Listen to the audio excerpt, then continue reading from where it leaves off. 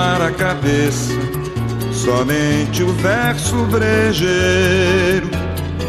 Rimo no chão da senzala, quilombo com cativeiro. Olerê, olará, olerê, lará. Tenho pra minha vida busca como medida, encontro como chegada e como ponto de partida.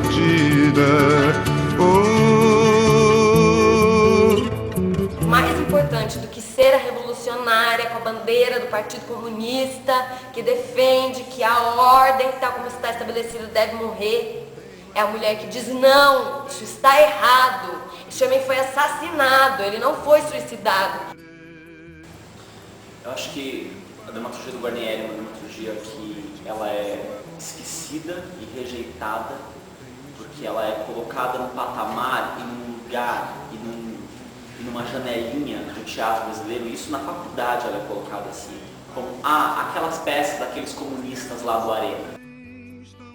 Meu avô foi torturado, meu avô era militante, meu pai era militante, eu fui militante, eu não sei o que eu sou agora. Eu prefiro acreditar que o Bido provoca um ódio absurdo na Aida, mas que não é um ódio que segue uma lógica estruturada, assim, de um sentimento tão pontual como inveja, gostaria de ter o que ele tem.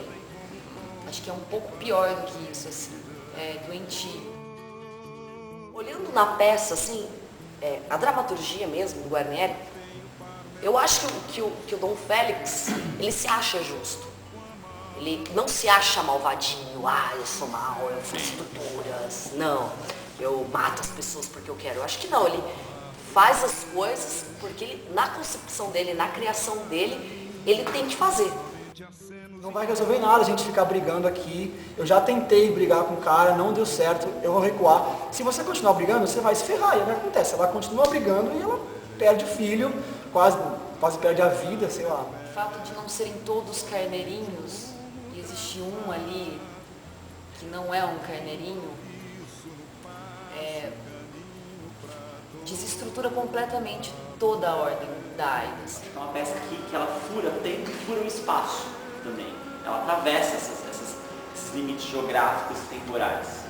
E por isso eu acho que é uma peça que é sempre atual. A fábula, ela tem uma estrutura antropológica e uma estrutura de texto muito universal.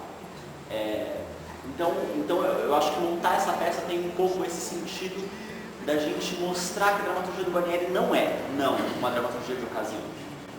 Eu não acho que seja. E no fardo lerê, não tenho para minha mão somente acenos e palmas.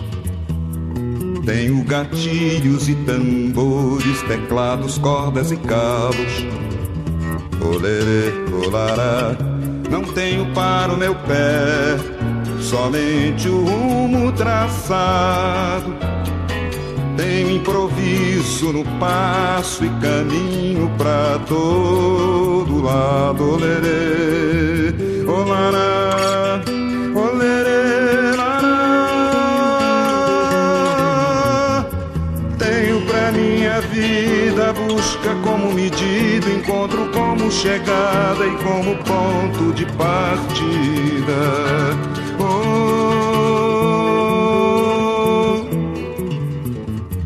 Tenho pra minha vida busca como medida, encontro como chegada e como ponto de partida.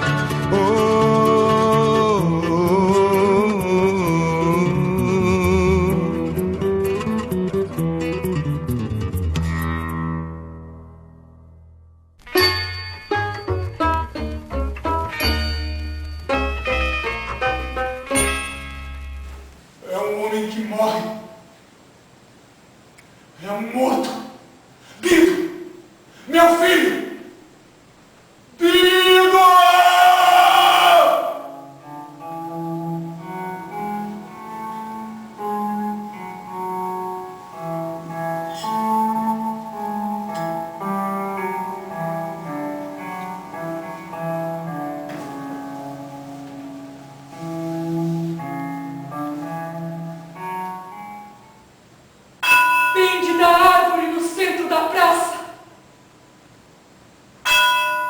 presente à população. O pai do morto dá o alarma batendo em sua bigorna.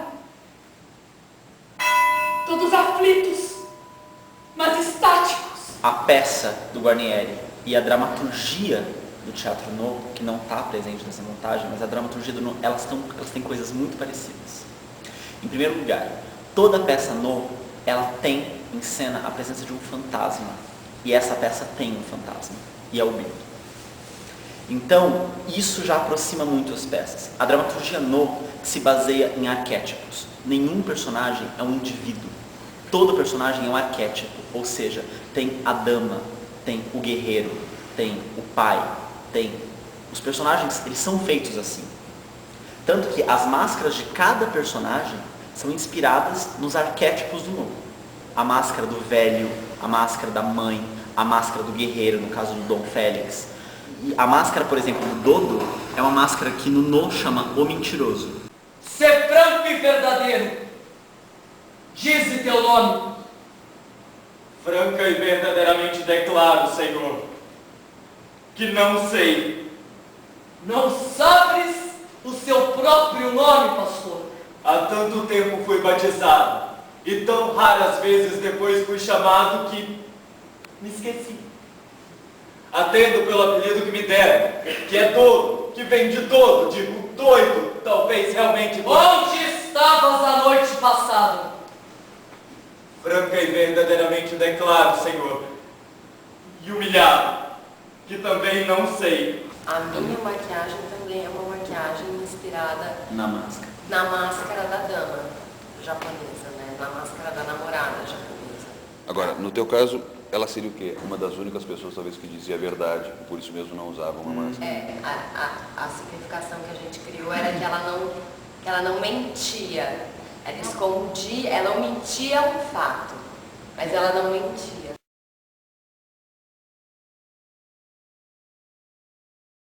Decidir quais músicas iam entrar no espetáculo tem a ver com a letra de cada música e com a proposta de cada música e o contexto de cada música. Por exemplo, Prece é uma música que eu adoro, mas que é uma música que fala o tempo todo de uma questão, de uma relação com Deus, que esse aspecto da religiosidade, a Prece é uma música muito católica, se você for ver, a letra dela é católica. Oremos com cidadãos que nos liberte do medo, Deus que tudo sabe e ouve. Contritos todos oremos, Deus nos livre de aflição. Contritos todos oremos, Deus nos livre de aflição. E daí as noções, tanto que assim, na peça a gente trocou toda a palavra Deus, a gente colocou deuses. Tudo que era Deus no Guarnieri, a gente colocou deuses. Inclusive para aumentar a dimensão arquetípica, entende? Que não é circunscrito no universo cristão, necessariamente. É uma peça que atravessa a fronteira. A música do Ferreiro já não. A música do Ferreiro já é uma música que eu gostaria de ter colocado, mas por questões de processo e muitas coisas, e de dificuldade de execução também, é uma música muito difícil de ser executada. Enfim, então essa é uma música, e também assim, o começo da peça já tem muita música. A gente incluiu a Excelência, por exemplo, no começo. A Excelência, sim. Que é uma referência que tem no texto. Tem uma Excelência. Tem uma então rubrica. A gente incluiu a Excelência, mas daí essa música não deu tempo de executar direito, e daí a gente preferiu não fazer. De minhas mãos, meu filho voa, moço pássaro para a viagem, orgulhoso ao vê-lo sorria, altivo caminhava o filho do ferreiro. Aliás, toda a peça ela é pensada da seguinte forma: existe o texto, a dramaturgia e a proposta original do autor, e existe o novo. Essa fricção, essa junção entre as duas coisas vai necessariamente fazer com que se percam coisas dos dois lados. Ou seja, essa não é uma peça nova. E essa também não é a dramaturgia original do Guarnieri. Entende? Mas é uma simbiose. É uma junção das duas coisas, coisas. mas em toda junção perde-se dos dois lados. Então assim, Ponto de Partida, por exemplo, é uma música que a gente achou que não precisaria perder, uma música que tem uma mensagem que é necessária. Só que ao mesmo tempo, cantar uma música que é quase um samba com máscaras japonesas não ia rolar. Então, vamos encarar a proposta Song do Brecht, aquela coisa da década de 60 no Brasil. Os atores param de fazer o que eles estão fazendo, olham para a plateia e cantam. Não tenho para o meu olho apenas o sol nascente. Tenho a mim mesmo no espelho, nos olhos de toda a gente. Olê. Não tenho para o meu nariz somente sexo ou aroma. Tenho este mundo matador de peixe, boi, ave, homem. Ainda assim, a música, a melodia dela que é tocada na guitarra, ela tem algo de um shamisen japonês, que é né, a melodia...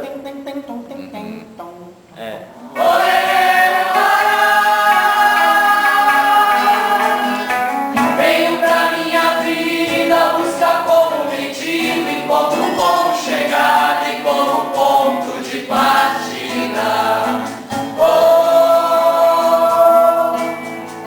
Quantos cabelinhos, quantas vidas rasas, que será o calor das brasas, que meus poderinhos vão criar em asas, que será no calor das brasas. Quantos cabelinhos, quantas vidas rasas, que será do mundo. Serviço meu é aqui. Esse monte não é meu, mas é como se fosse. Na verdade, eu gosto dessa coisa, de deixar o público pensar mesmo por que dá a junção, e não resolver, e não explicar em cena, e não mastigar, entende? Algumas coisas são simplesmente junções e tentativas. Eu acho que o resultado final não é uma colagem, e eu não queria que fosse uma colagem aleatória, mas sim, é uma junção que tem fricção, que tem...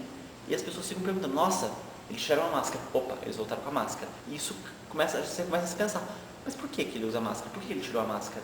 E você começa a indagar, que máscaras são essas? O que significa o ator estar usando máscara?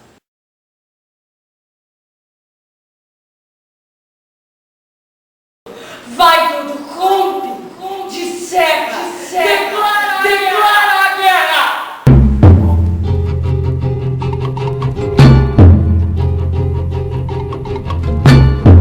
A Maíra, dentro do nosso trabalho de arquétipos, ela começa com o arquétipo da namorada, da menina. E durante a peça, ela passa por uma transformação radical. Ela se transforma da menina para mulher, da namorada para guerreira, em função do amor, do amor não só ao Vido enquanto homem, mas ao Vido enquanto ideia, enquanto aquilo que ele defendia. Né? Durante muito tempo eu me debati com o fato de a Maíra é apaixonada pelo Bido só enquanto homem, é uma relação de amor homem e mulher, mas ao longo do processo eu descobri que não. A Maíra é apaixonada pelo homem, mas é apaixonada pelas ideias. São as ideias dele que ele já morreu. São as ideias dele que ela não quer deixar que morram. Deixar que essa história acabe em brancas nuvens é humilhar perante a cidade uma memória. E é essa memória que ela está tentando preservar. Essa morte não é a morte de um homem, é de uma aldeia. É a voz da aldeia que morre. Seu canto, sua poesia, seu humor, seu tédio e monotonia, sua virtude, graça e tristeza, sua beleza, carinho e alegria. É preciso descer o corpo, meu pai, e velá-lo como convém. Não! Que ninguém o toque! Ali ficará até o final das indagações. Maíra é a mulher que enxerga algo que ela considera errado no mundo e ela tenta mudar aquilo. É isso, é em busca disso que ela abre mão de tudo. que ela entra numa guerra que ela não tem forças para efetivamente vencer. Ela não consegue vencer a força do pai, não consegue vencer a força da mãe, não consegue vencer a força da cidade. A cidade edita, o Birdo será esquecido. Mas ela continuará lá, dizendo que isso não pode acontecer.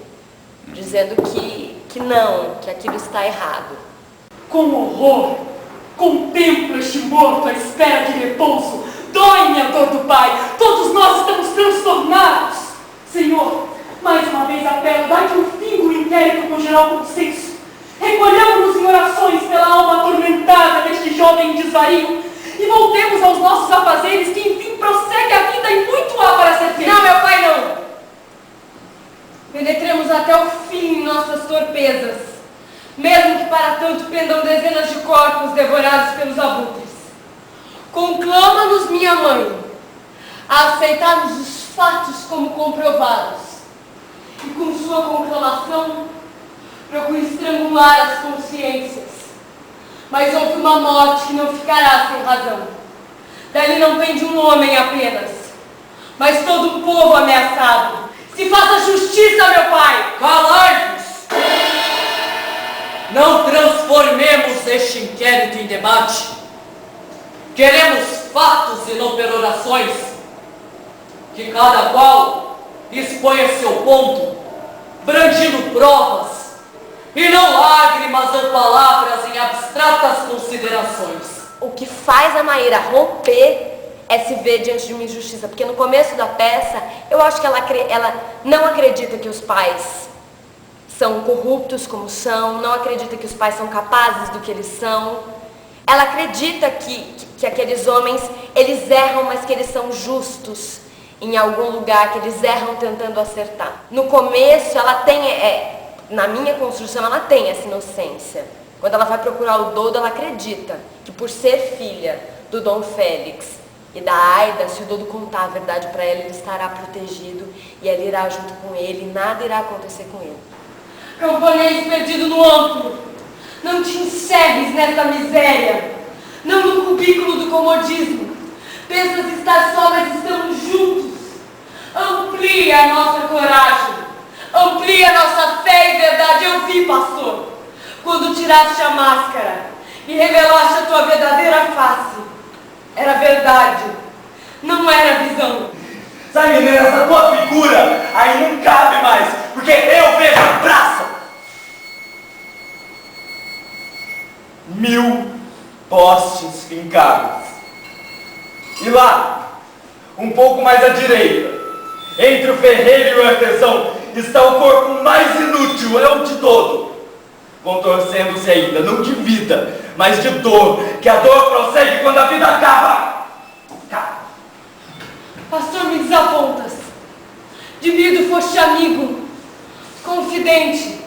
Lembra dele? Gesto seguro, resposta pronta. Jamais o abandonaria se estivesses em um poste enforcado. Lutaria, provaria, para que não se dissesse que Dodo desistiu da vida, que é nosso percurso, Dodo. Se não um desfolhar de vida, como poderia Birdo, o que é pássaro, ter esmagado a flor? Também porque ela não imagina que os pais sejam capazes dessas atrocidades, né? De que os governantes sejam capazes dessas atrocidades. É isso que faz com que a transformação dela seja tão brusca. Que peça é essa, pastor? Quem são os atores? O público aqui presente tem o direito de saber a verdade.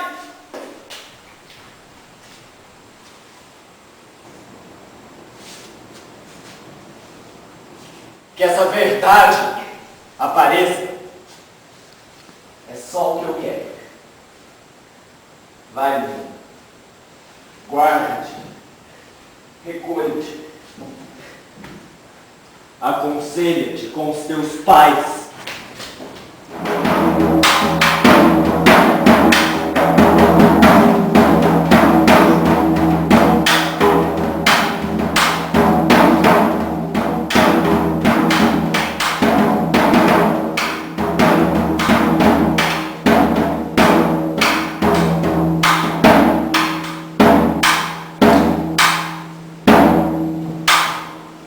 É isso que faz com que ela comece menina e termine mulher nessa peça, que ela comece namorada e termine guerreira.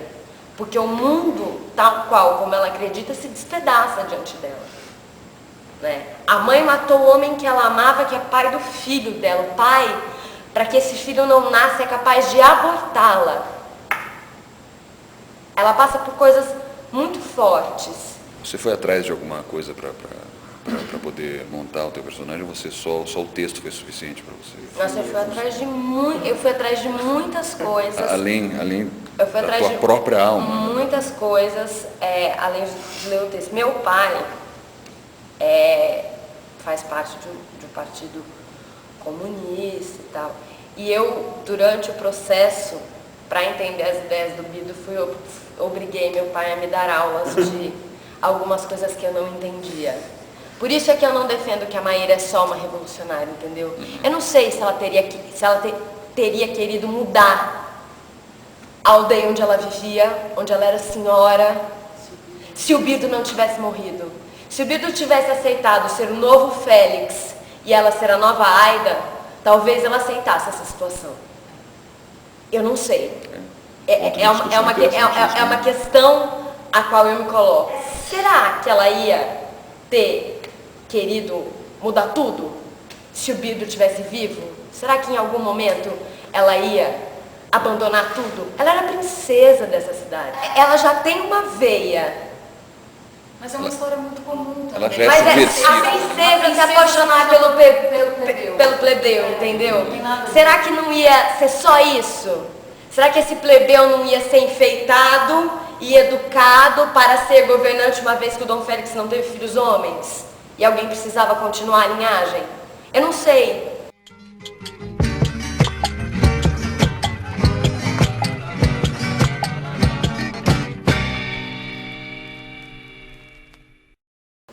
Oi, Natália. Se o Bido não tivesse morrido, ela fatalmente teria fugido com ele e deixado pai e mãe, porque eu acho que ela descobriu um novo horizonte na vida dela. E eu acredito sempre que o jovem não quer cair no que ele não gosta, que é o que os pais fazem que eles detestam. Você entendeu? Então eu acho que ela foi contaminada pelo novo, ela foi contaminada pelo diferente, ela foi contaminada por uma coisa que ela precisava descobrir e conhecer. Então eu duvido que ela fizesse a cabeça do Bido. Eu duvido. Ele já tinha feito a cabeça dela.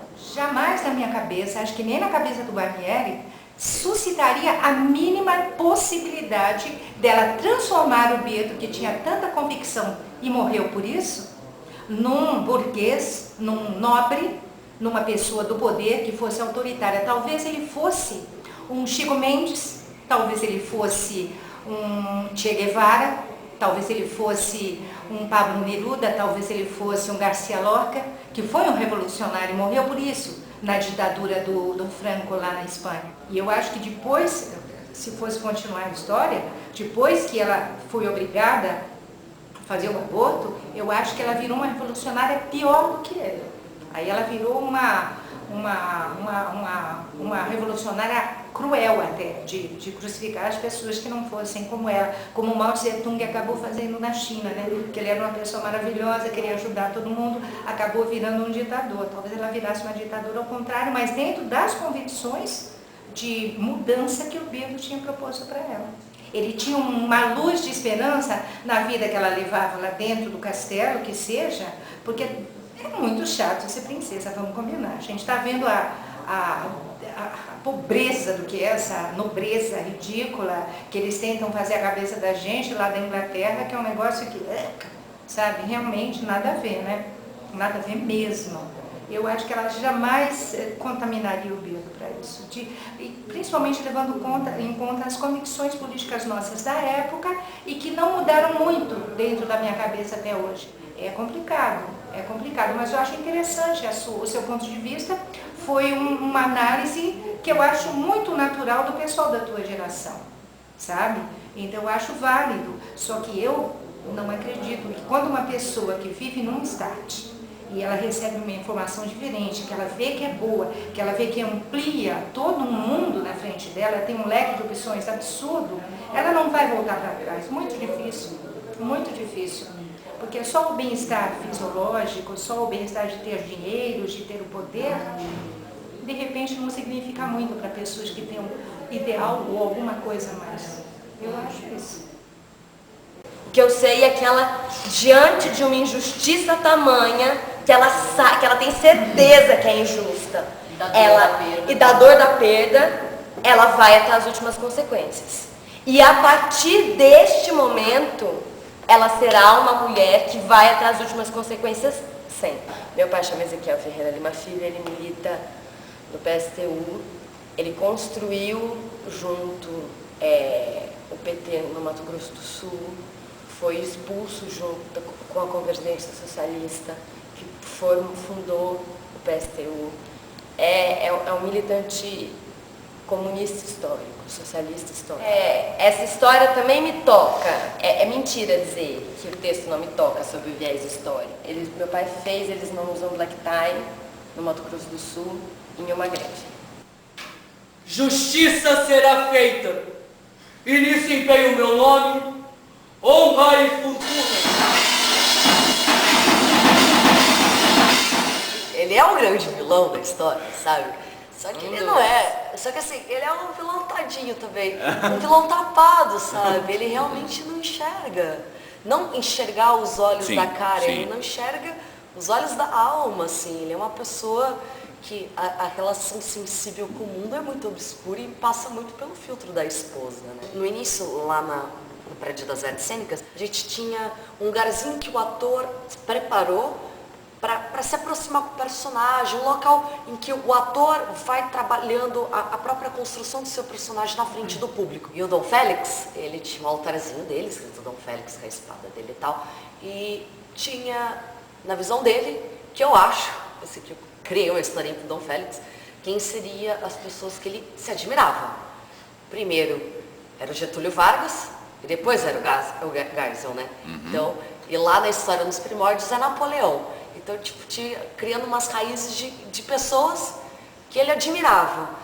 E é engraçado porque você falando isso da história do Geisel e tal, que eu acho assim, que ele é aquele poder que foi passado de família mesmo nessa sociedade feudal, que é natural, esse caminho natural de pai que passa para filho, tem que ter um homem.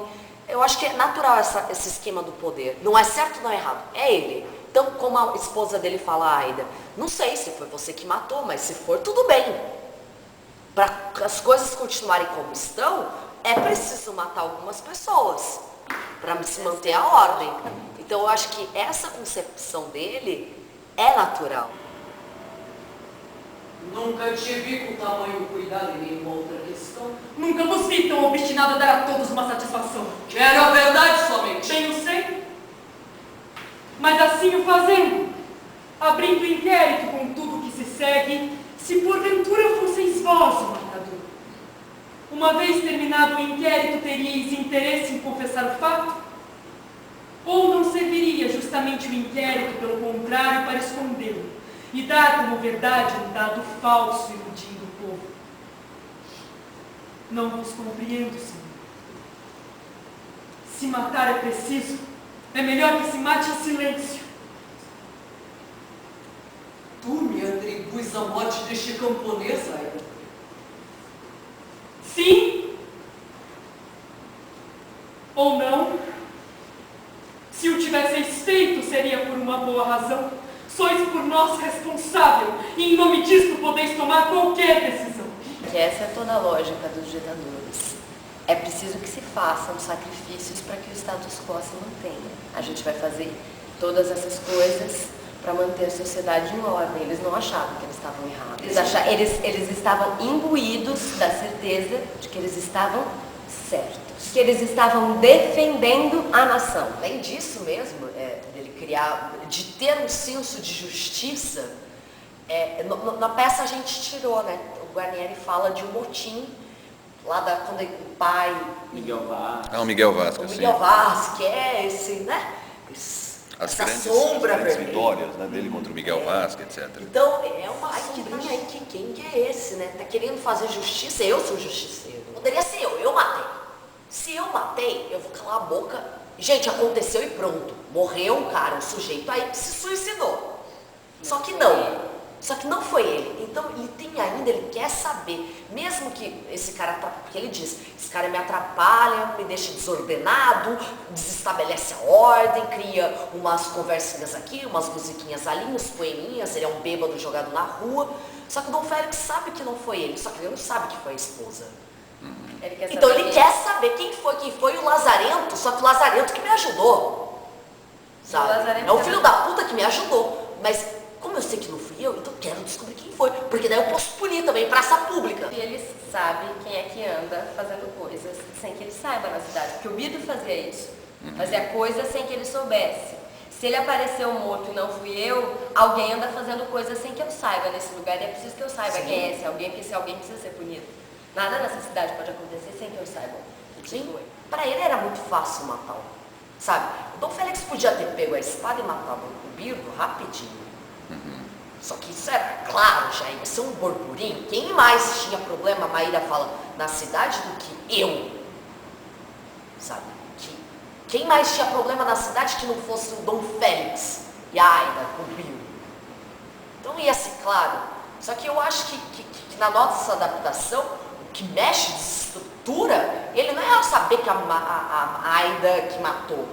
É saber que a filha tá grávida de um filho da puta que ele odeia, do maior inimigo dele.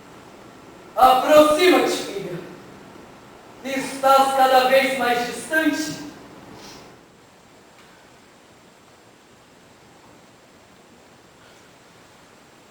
Deixe que eu te toque. És bela! És bela, não és um jovem! Cresceste. O que te perturba, filha? Andas em desassossego? Eu queria falar convosco, meu pai. É sobre indagação. O caso te pôs nervosa, mas não é coisa para tua preocupação. Fique com teus brinquedos. Deixa as preocupações para conosco. Já sou mulher, meu pai. Prepara-te então para o casamento, para os filhos, para o lar. Eu serei brusca convosco, mas é o que me vai ter no coração. Calma, menina. Estás muito agitada. Fala. Creio que fostes vós quem matou o morto na praça. E o que te leva a pensar assim?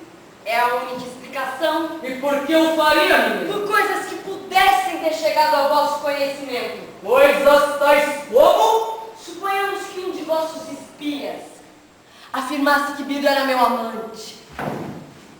Se vos contasse fantasias, não chegarias na fúria a matar o sedutor, escondendo depois o feito, evitando assim o escândalo e a vergonha.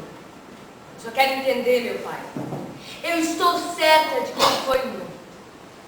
Mas quem teria interesse ou motivo? É em você que recai a suspeita. Confessa, Dom Félix, foi você! Quem é você, menino? Me responde, quem é você? Onde está minha filhinha? Onde está aquela minha menininha que nunca levantou a voz contra o pai? Ela já não existe mais. Eu a quero de volta! Dom Félix, o teu reino caiu. Então a justiça, eu acho que o Dom Félix faz a justiça dele no aborto. E não, tipo, ele botou ordem, primeiro vai todo mundo para casa, que se risca aí foi ditador, se esquecem as coisas aí. Morreu o cara porque ele engravidou, ele se emprenhou lá com a filha de um cara poderoso, sabe? De uma casa poderosa. Então, agora a justiça, ele deu um cala-boca pro povo. Ele achou um motivo. Senhor, que se dê o caso por encerrado. Profeta Guerreiro, teu filho que foi sacrificado. Calma, menina. Não vou entender. Não avança tanto. Em nome dele, do teu neto que andava dentro de mim.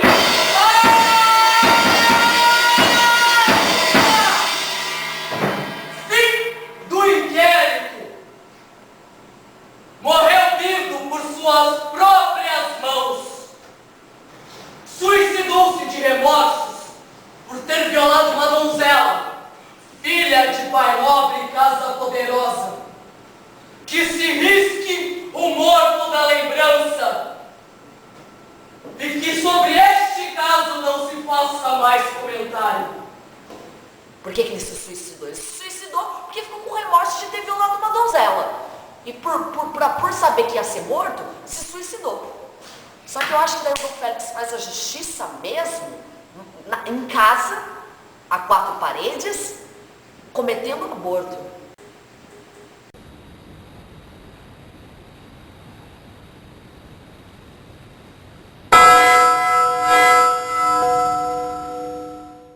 A gente pensou no arquétipo do velho para construir o personagem. E ele é um pai que, apesar de ter perdido o filho, ele é muito enraizado nas tradições daquele vilarejo. Ele é realmente muito enraizado nas tradições. E aquela coisa, ele vai até certo ponto, mas aí chega num lugar cômodo, assim. Não cômodo, é mais tipo... Conformado, né? Conformado, ele fica conformado com o que aconteceu, porque ele sabe que o filho dele nunca se suicidaria. Ele sabe disso, porque ele convivia com o filho. Só que ele entende que tem um poder ali que não tem como ele lutar contra aquilo. Aqui e agora, sois Senhor, verdade e lei. Já que falais em nome da justiça, conterei meu ódio e aguardarei. Porque, por mais que ele se revolte, chega uma hora, na própria peça, ele se revolta muito no começo, mas chega uma hora que ele simplesmente desiste. E não que ele desiste da memória do filho, ou do amor do filho, ele desiste de lutar contra uma coisa que, na cabeça dele, não vai mudar, assim. E a peça acaba com essa coisa não mudando, não muda. Como todos os personagens da peça, eu vejo o Ainon como um espelho de pessoas na sociedade, assim. Cada personagem é um espelho, e o Ainon é um espelho de, sei lá, eu acho que é da maioria das pessoas, assim, sabe? Que vem as coisas acontecendo, que nem ela fala, que os pais não têm povo, tem público. Porque, por mais que... E não é que eu culpo as pessoas, é que às vezes a gente cai num conformismo, assim, que às vezes chega a se pensar que é inevitável, porque você luta, mas parece que sua luta não basta. E chega uma hora que você resolve recuar para que mais pessoas não se deem mal com isso, entendeu? Tudo indica tratar-se de suicídio. O contrário é o que precisa ser provado. Confio em vossa justiça, meu Senhor. E queiram os deuses, se processe a contento a devassa. Afirmo que Bido jamais atentaria contra a vida. Algo se passou esta noite, de pavoroso e terrível, que precisa ser descoberto e denunciado. Assim se fará. Permiti, Senhor, uma palavra de conforto, que muito me dói ver um pai assim ferido e magoado. Ai, ferreiro, construtor de grande parte dessa aldeia, veterano mestre de ofícios, contou-me ao ver-te assim aturdido. É terrível ver o próprio filho por si mesmo assassinado. Peço apenas, Ai, que não acalentes uma falsa esperança, pois a ninguém como assassino encontrará para a vingança, a não ser o próprio morto que diante de nós balança. Ele percebe, ao mesmo tempo que ele percebe, passa muito pelo filtro da tradição dele. Por exemplo, ele pensa também que, por exemplo, se o Birdo foi morto, se o filho dele foi morto porque violou a donzela, tudo bem, porque é uma tradição, entendeu? Sim. Porque ele é justo. Sim.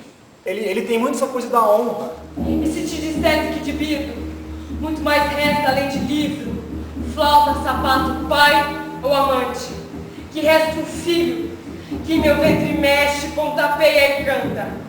Filho meu e de Birdo, teu neto Ferreiro. Eu diria que mentes e brincas com a dor de quem mais nada pode não ser chorar. Que tal loucura nem imagino? Emprenhar moça donzela, filha de senhor e única, é arrastar a desgraça, um a um, todos os seus próximos. Tu, menina, passarias por enganada. Ele não quer o homem, seria levado a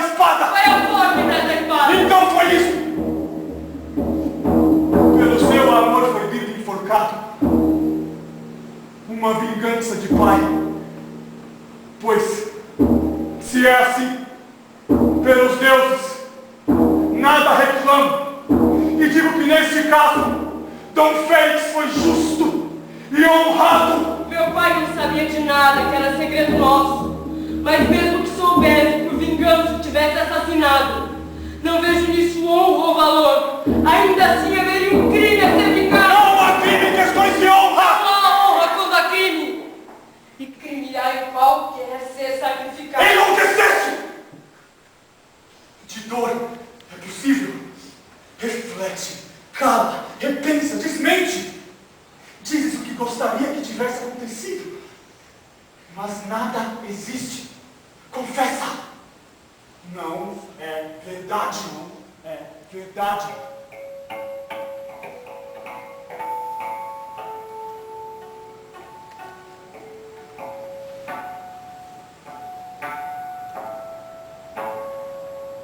A honra é super importante. O que não tem no japonês é a noção de pecado. E essa foi um conflito que a gente entrou. Se a gente tirava a fala em que o Ai não condena a ira por estar pecando, a noção de pecado é uma noção falsa. As pessoas podem, elas são livres para fazerem o que elas querem. No entanto, elas sabem que pode ser que elas paguem por isso. Mas pecado, errar, no sentido assim, você desafia, você está indo contra as leis de Deus, não existe essa noção. Existe ir contra as leis do Estado. Para criar esse personagem, eu fiquei muito com essa visão na cabeça. De uma pessoa que vai, mas ao mesmo tempo fica um pouco para trás, entendeu? Então, mesmo no andar e no jeito como eu interpreto, tem essa coisa do ir, mas ficar um pouco para trás. Então no começo eu vou bastante, aí conforme a peça vai decorrendo, vou voltando muito, até uma hora que sentei. Senhor, sinto-me aturdido, cansado.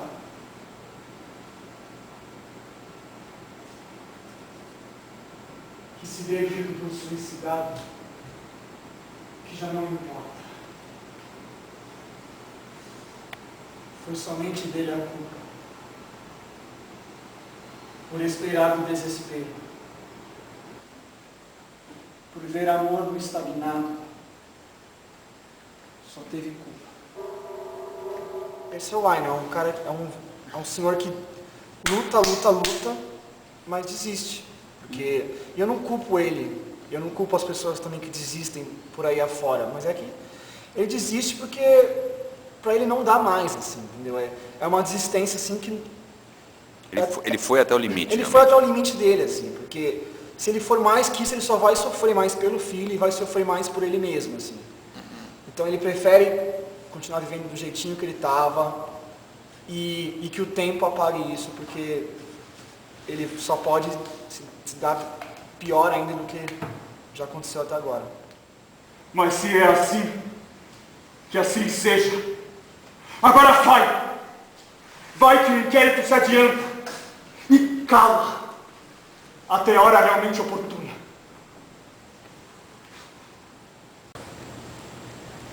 Aida.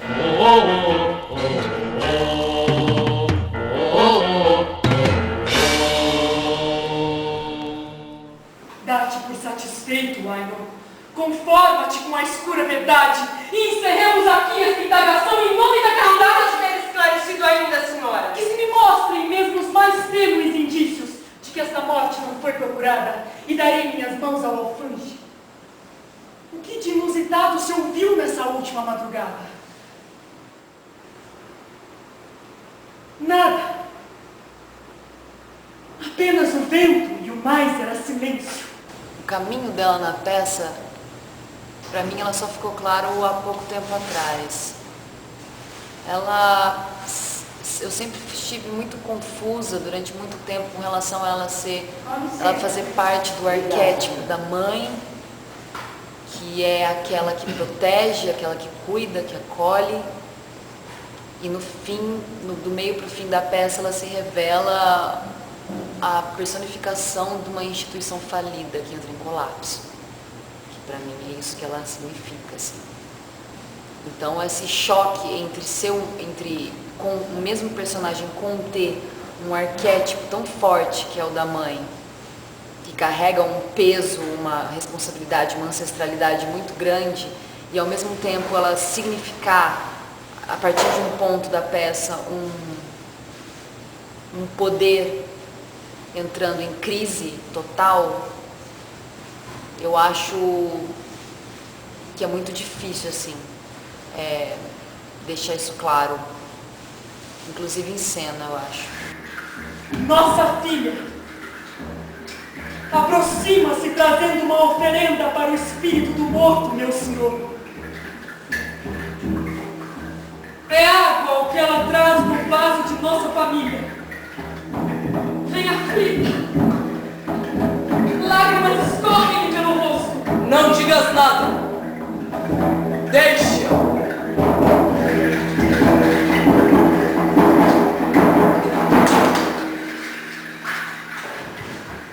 Nossa filha desfalece, Senhor. Cai em frente ao morto e o vaso tomba. Derrama-lhe toda a água que já se mistura com as lágrimas que caem de seu rosto. Então eu vejo que é um caminho realmente proposital que a gente construiu, assim, de tratar o caminho da Aida como se ela fosse, como se ela contivesse nela mesma essa dualidade, assim, de ser sim uma mãe protetora, uma mãe tradicional e que respeita os bons costumes, mas que ao mesmo tempo guarda um ódio, um rancor, uma insatisfação com a própria vida muito grandes. O fato de existir algo que não se enquadre numa estrutura de poder incomoda, perturba e nega a lógica de um sistema estabelecido. Um sistema autoritário. E a lógica autoritária, a lógica que ela defende, que ela acredita, na verdade o Wynon, eu não acredito que ele seja simplesmente, ele leia a cartilha do Dom Félix simplesmente, ele é tragado pela lógica do Dom Félix, porque assim foi durante toda a vida. Ele é um velho, um senhor, que foi tragado por essa lógica, e a Aida é a própria lógica disso, assim. Como se ela acredita tanto nessa própria lógica que ela foi tomada por ela, assim, sem outra possibilidade. E outra possibilidade é apresentada na peça com a figura do Birdo. E eu imagino que a figura do Birdo, para ela, devia ser... A existência dele dava certeza para ela, na verdade, que a lógica dela não valia mais. Ou não valia para todos. E isso já é um problema, porque isso já bota dúvidas. Isso implanta a semente da dúvida para as pessoas, assim. Estás tensa, Aida. Esqueci os traços de teu rosto, mas adivinho as rugas de preocupação. Aos poucos esse morto se agiganta, e não é bom. Portanto, fala, confia, que entre nós não há contradição. Não vos aflijais, meu querido, nada vos escondo. Não há segredos nem ameaças. Há um morto em meio à praça, quebrando nosso dia a dia tranquilo. E é em nome do nosso sossego que quero ver tudo terminado, meu amo. Quanto mais se fala, mais se agita. É hora de esquecimento, meu senhor. De silêncio. Quem dera se eu pudesse congelar a memória, para que nem a lembrança desse desvario viesse perturbar a caminhada. Abraçai-me, protegei-me, confesso, este morto me perturba, tenho medo, encerrai a indagação, encerrai. Não posso, Aida. Presinto importantes descobertas. Algo vai mal que não atinge. Guarnieri tem uma passagem do texto que aqui a gente substituiu pela dança do leque da Aida, que é uma conversa entre o Félix e a Aida falando sobre como o Birdo vestia-se de branco. Isso tem no texto original do Ponto de Partida. E que isso é um problema para eles. A Aida tenta convencer o Félix de que o fato dele se vestir de branco, isso era uma coisa ruim, porque os bons vestem-se de preto. E a gente ficou discutindo um pouco, né, sobre o que significava isso, e a gente decidiu inverter essa lógica. Não, a Aida vai se vestir de branco, justamente porque o mal está onde se menos espera. Entende? Porque a gente ficou imaginando que se a gente vestisse dois, né, o rei e a rainha de preto na peça, óbvio, são eles, entende? Tem uma coisa né, clara, mais clara. Seria óbvio, né? A Aida se veste de branco, ela é a mãe zelosa.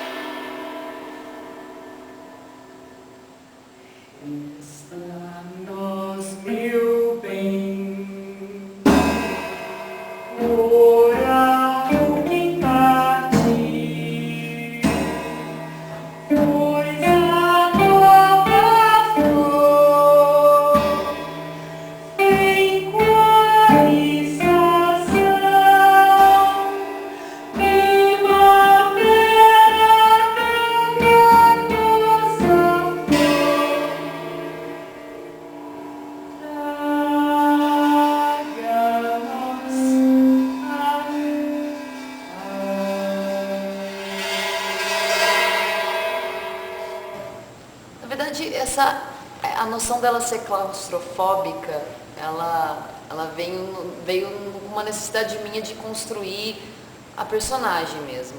Assim. Como que eu vou chegar nesse cúmulo da preservação dos bons costumes, enquanto atriz. E aí, algo físico que me ajudou foi a gola do vestido alta, que como se me sufocasse, como se me trouxesse uma sensação de que a qualquer momento eu vou parar de respirar, porque eu não vou conseguir.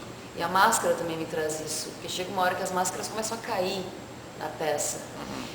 E a sensação de sufoco me traz esse desespero dela estar na corda bamba mesmo, prestes a ser não só desmascarada pelo crime, porque isso eu acho que não é tão...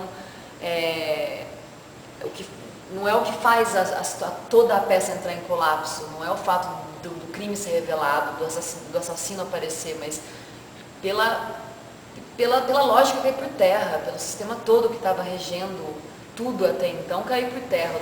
Tudo vira poeira. Na verdade foi o Pedro, desde o início, quando eu comecei a trabalhar com a Aida, ele me falou sobre a Lady Macbeth. Então eu li Macbeth algumas vezes. Principalmente a Lady Macbeth do Kurosawa. Ah, tá. E aí tem como é que ela chama? Asage. Asage é a Lady Macbeth do Macbeth do Kurosawa, que é o Trono Manchado de Sangue. Como é que é? Komonozu, que se chama? Trono Manchado de Sangue. A Asage é uma das personagens que mais me inspiraram a fazer a Aida, assim. Certo. Aquela mulher contida e absolutamente educada e conservadora, que se revela um monstro. Alguém envenenado.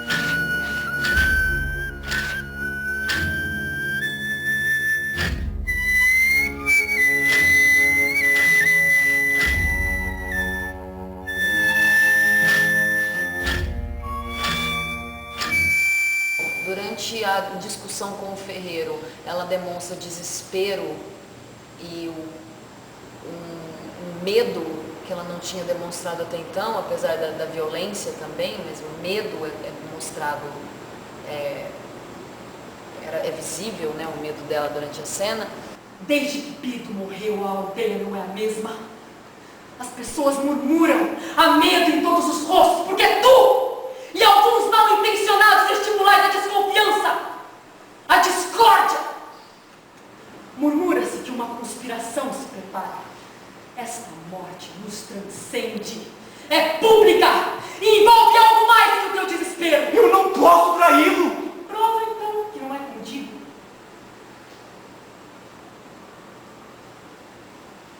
Sabes, passo a crer que o que te motiva não é um sentimento tão puro. De ambição te move, ferreiro. Oportunista. Usas a morte do teu próprio filho como bandeira. E se perguntasse a serviço de quem te encontras, são questões a serem levantadas.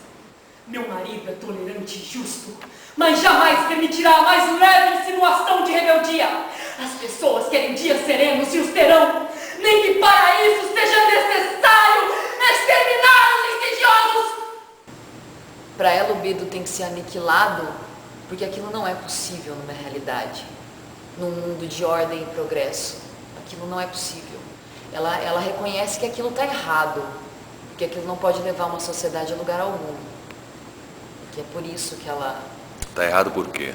Porque perverte, subverte os cânones da sociedade. Porque subverte. Porque um dia se viu ele manifestar vontades aleatoriamente. Um dia se viu ele ser um poeta e ficar cantando por aí.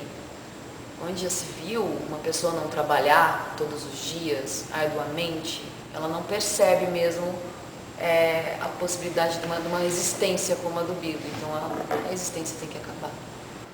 Eu trago apenas a certeza que me vem do profundo conhecimento que tive do morto.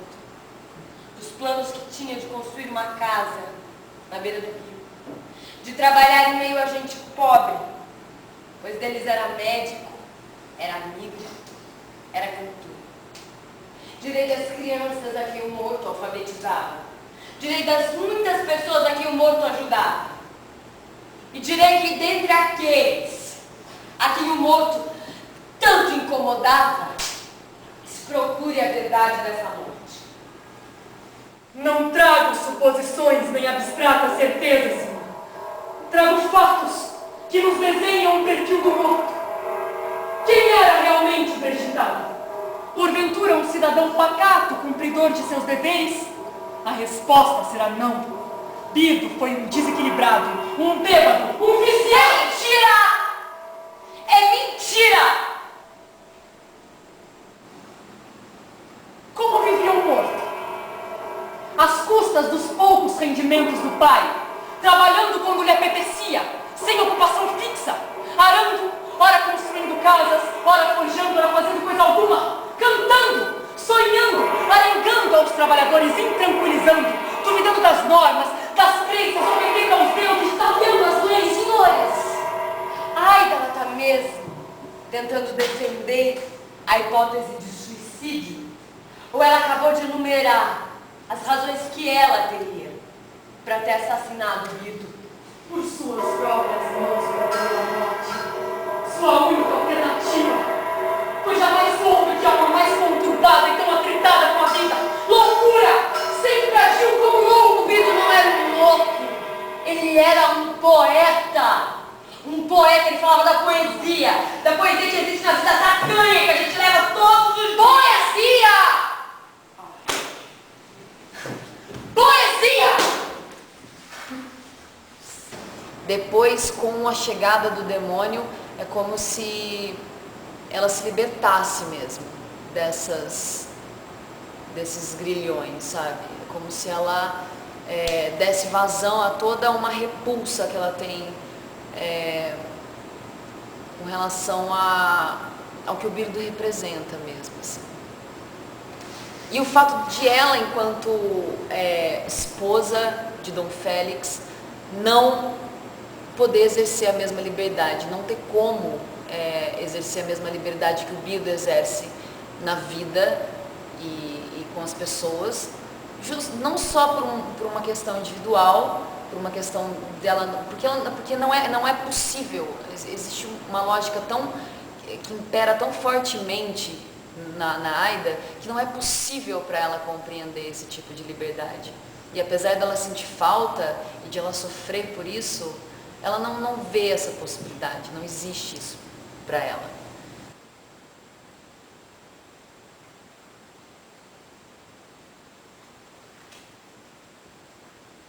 Sim, fui eu!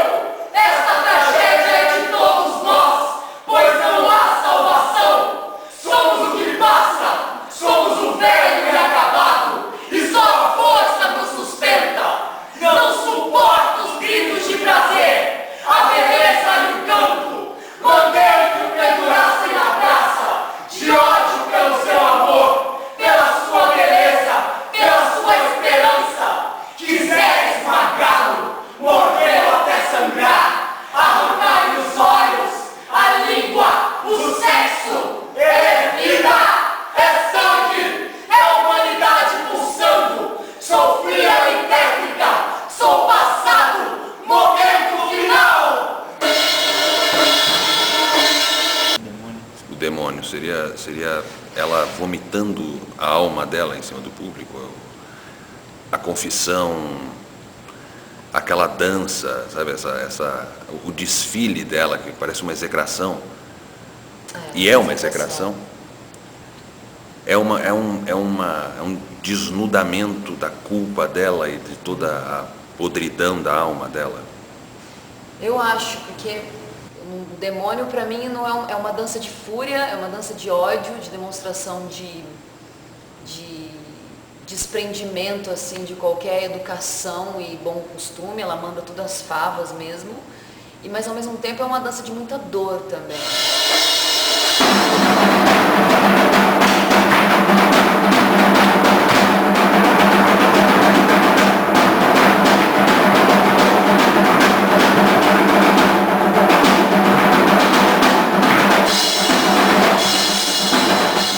Ela se destrói na cena. É uma autoflagelação, né? É uma autoexecração. Ela própria se submete a esse flagelo. Eu acho que nem é uma autoflagelação, porque a autoflagelação eu acho que ela sofre desde o início da peça, com essa coisa claustrofóbica dela de...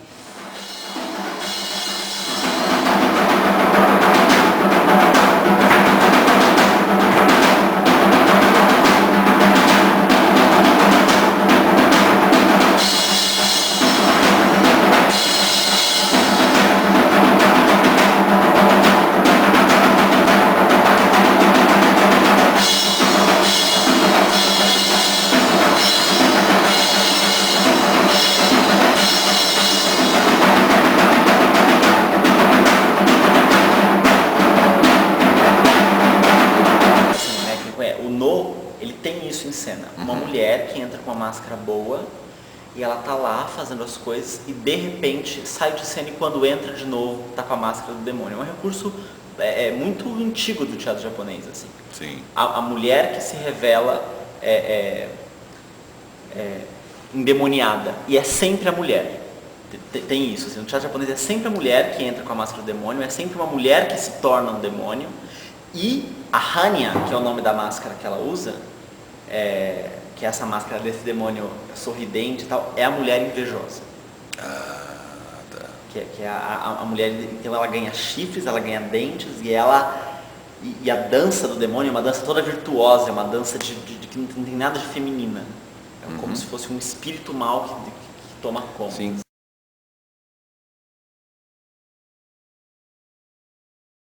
Uma coisa que eu quis deixar clara é que quando os atores tiram as máscaras e revelam que eles são os atores, e eles conversam com o seu personagem, e você fica em dúvida se aquele é o ator ou se aquele é o personagem que está falando, e se aquele é o discurso do ator ou o discurso do personagem, o ator sempre defende o seu personagem, por mais que ele não concorde com as ações dele. Então, por isso, a Juliana chega no final e fala: mas quem é a Aida? Sou eu? É você? É a máscara? Quem é a Aida? Entende? De alguma forma, é como se a atriz estivesse defendendo, não a Aida, mas o lugar dessa personagem. Ela sofreu também. Ela estava cansada da vida em que ela vivia. Essa mulher provavelmente não quis se casar com Dom Félix. Provavelmente ela foi obrigada a se casar com ele. Entende? Ela tem uma vida claustrofóbica, fechada. Então, quer dizer... Então todos os atores defendem o seu personagem. Quando o Tiago tira a máscara, e o Aino tira a máscara, e é o Tiago vai lá e defende. Tem um assassino ou muitos, então tem um limite aí entre se é o ator ou o personagem que está falando que a gente quis. A peça, ela era do começo ao fim antes, toda nua, toda fechada, máscaras e tudo mais. Ela era fechada, ela era toda nesse esquema. Desde o começo eu tinha uma intuição de que de alguma forma isso era insuficiente para dar conta da dramaturgia e tal. Eu falei para as pessoas, mas isso ainda era uma ideia prematura e tal. Até que veio o orientador, que foi o Antônio Araújo, que foi o orientador do processo na USP, e ele falou: falta eu ver na peça o que vocês querem dizer com a peça, não em termos o que nós queremos dizer com essa peça hoje somente, mas por que essas máscaras, o que essas máscaras alteram a relação entre os personagens? E daí a gente foi trabalhando, mas e se o ator tirar essa máscara? O que acontece? E a peça foi quebrando. E isso veio a calhar, em termos de encenação e de proposta de encenação, que é o reino ruim, então o cenário também ruim, então as máscaras também ruim, então a relação entre os personagens ruim, então a voz impostada do ator de teatro também ruim, tudo ruim, o teatro ruim. O teatro não o teatro como instituição, mas o teatro da vida ruim. Então as coisas a peça vai acabando, até que chega no final e os atores meio vão falando: mas peraí, a peça acabou? Não sei. E aí, você tem mais alguma coisa para falar? Que na verdade é teatro, porque aquilo é tudo combinado, mas ao mesmo tempo isso cria no espectador uma ansiedade sobre, meu Deus, o que está acontecendo aqui? Será que esses atores estão interpretando ou será que isso é improvisado? Cadê o teatro? Acho que é essa a pergunta. Cadê o teatro? O que aconteceu com o teatro?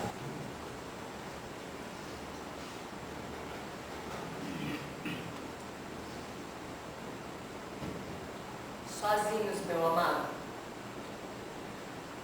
Já ainda não continuas? Mataram ao pai e ao filho ainda nem nascido. De ti só restará uma lembrança proibida. Mas eu ficarei, meu amado, no centro dessa praça, até que os homens se reencontrem naquilo que eles conservaram de humano. Eu e o sangue, minha coragem, minha certeza e a minha dor, que é só o que há de irreversível.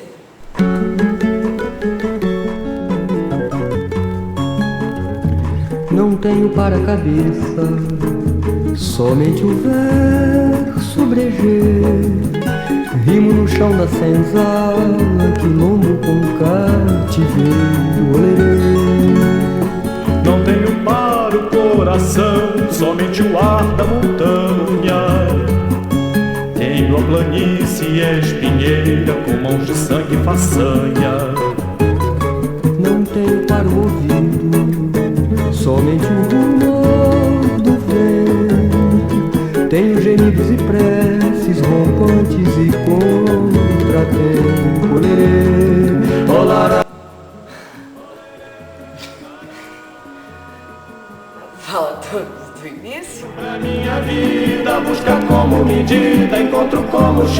chegada e como ponto de partida. Meu pai, ele é Ezequiel Ferreira, ele tem uma filha, ele vai ficar puto quando ele vê isso.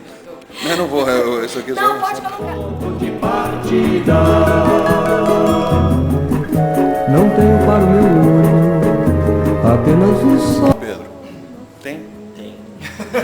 Você confirma? Os olhos de toda a gente eu lerei.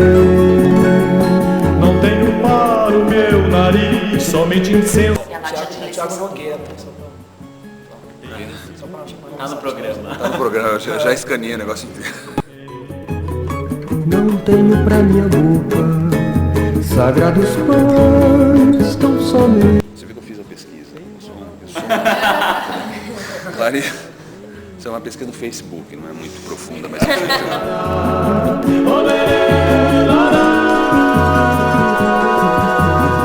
tenho pra minha vida buscar como medida, encontro como chegada e como ponto de partida.